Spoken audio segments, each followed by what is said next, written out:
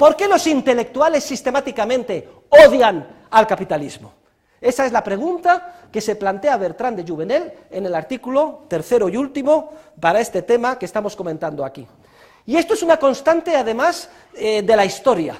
Ya desde la antigua Grecia, los intelectuales más distinguidos, empezando por Sócrates y terminando por Platón, incluso incluyendo al propio Aristóteles, veían con recelo, si es que no odiaban a muerte todo lo que oliera a actividad mercantil, empresarial, artesanal o comercial.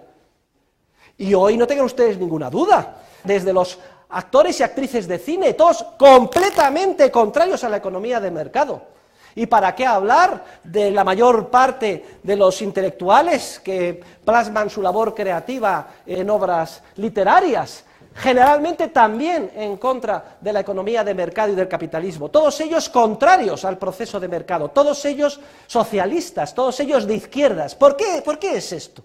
Y es algo que tienen ustedes que estar acostumbrados a esta incomprensión. Cuando el día de mañana ustedes vayan al mercado, trabajen en su empresa, van a sentir una incomprensión diaria, continua, por todo el mundo de la llamada inteligencia, la cultura.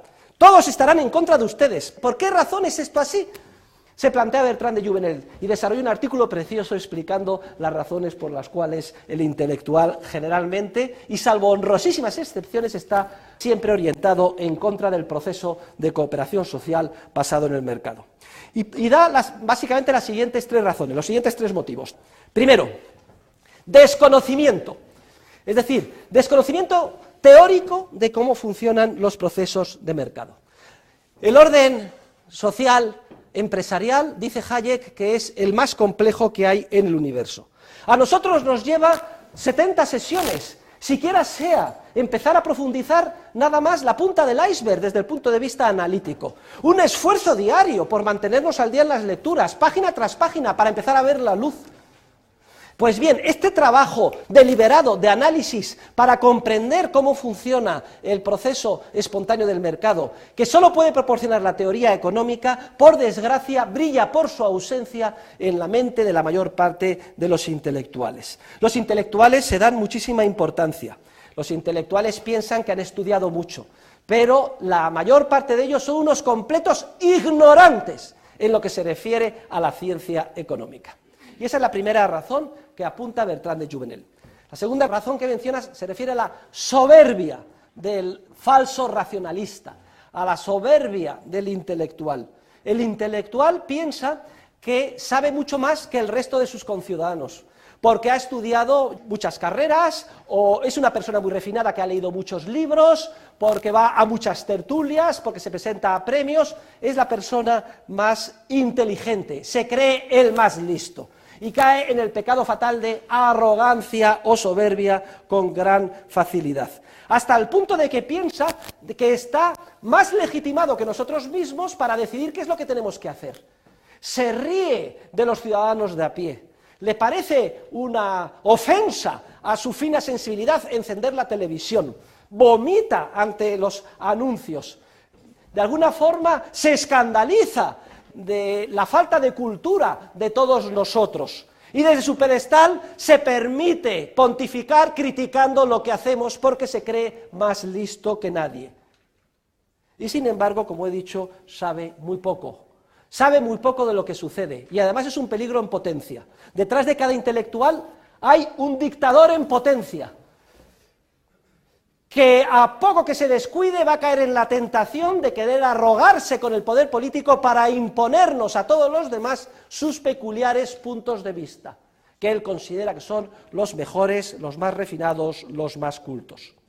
Si a la ignorancia le sumamos la arrogancia fatal de pensar que saben algo más que nosotros, que son más cultos y refinados, entonces estamos perdidos.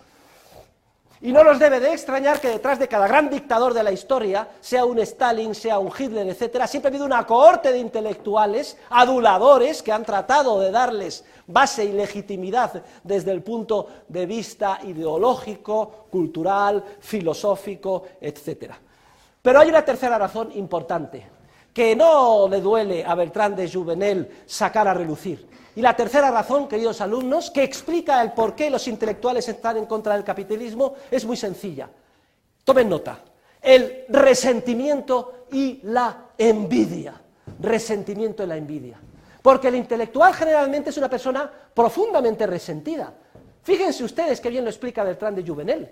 Bertrand de Jouvenel se da cuenta de que el intelectual se encuentra en una situación muy incómoda en el mercado.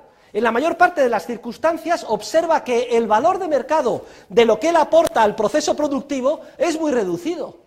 O sea que yo he estado estudiando durante tantos años, lo he pasado muy mal, he emigrado a París y resulta que hago estos cuadros que son un mamarracho y no los compra nadie, soy un resentido.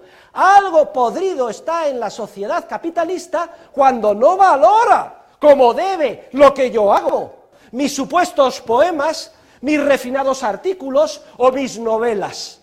Y en todo caso, aunque tenga suerte, aunque me ponga de moda, aunque me convierta en un Saramago, nunca lo es lo suficiente, nunca se me paga lo suficiente, teniendo en cuenta todo lo que yo hago como intelectual, sobre todo en comparación con la basura que me rodea. Y luego lo que no puedo resistir como intelectual es que a lo mejor un súper ignorante, un burdo, un inculto empresario gane 10 o 100 veces más que yo, simplemente porque está vendiendo cualquier cosa absurda, como por ejemplo pollos, o botas, o bañadores en el mercado a las masas, y se está forrando.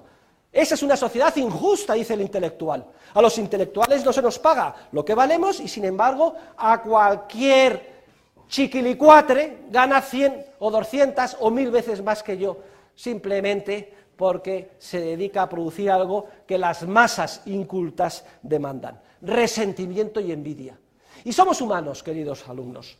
Si al resentimiento de la envidia, que tenemos que entender en estos términos, le añadimos la soberbia y a eso la ignorancia, no nos debe de extrañar que la cohorte de hombres y mujeres del cine, de la literatura, etcétera, y siempre dejamos a salvo las excepciones que pueda haber, siempre actúen de manera sesgada en contra del proceso empresarial del mercado al que nos vamos a incorporar nosotros. Sean profundamente anticapitalistas, siempre se presenten como los adalides del socialismo, de la progresía, de la redistribución.